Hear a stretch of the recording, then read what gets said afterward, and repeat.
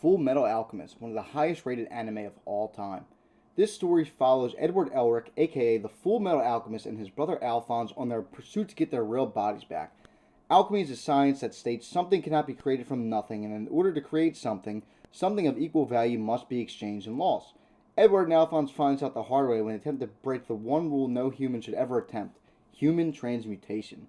The Elric brothers attempt to bring back their deceased mother back from the dead using alchemy, and in result, Edward loses his arm and leg, and Alphonse loses his entire body.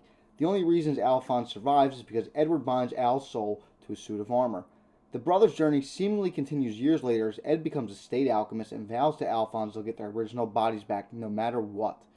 Throughout the entire show, the brothers try and learn the truth about the Philosopher's Stone because they believe with the power of the stone they can regain their original bodies, but there is always something sinister lurking behind the scenes.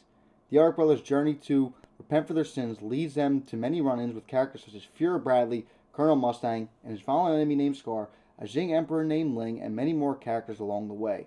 While it may look like Scar's villain from the outside, he is simply only trying to get revenge for his people that were wiped out by the alchemists. In time, the brothers learn the devastating truth of the Philosopher's Stone.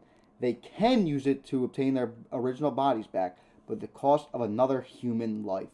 Edward does not stand for this and still vows to get his and his brother's bodies back. Throughout the journey of finding out the truth, things start to unfold, and the true evil in this story, the homunculus, make themselves present. The 7 homunculus were born through the main antagonist's father, and they all possess Philosopher's Stones and are made to believe that they are superior to the humans in the story. Father himself was born through Hohenheim, the Elric brothers' father, and takes his appearance and pulls the strings behind the scenes of the entire show.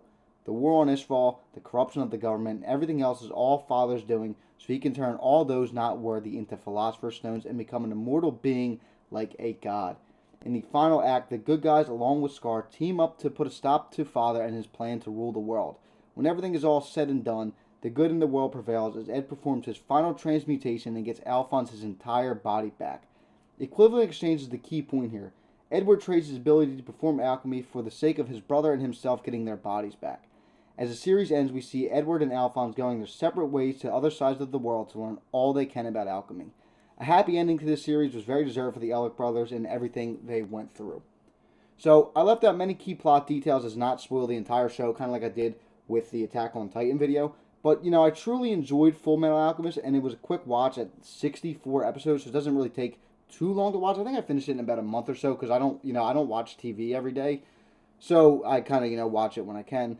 The plot is very good and keeps you invested the entire time. The main gripe I have with the show is I feel like other than the final fight in the series, the rest of the fights are underwhelming, mainly because of how much, this is a story-based show. It's not, based on fighting and stuff like that. This is literally a completely different vibe from Attack on Titan, and that's a good thing because any character you get attached to doesn't seemingly die every other second, pretty much. So, I'm not saying people don't die, but, it's not how Attack on Titan was.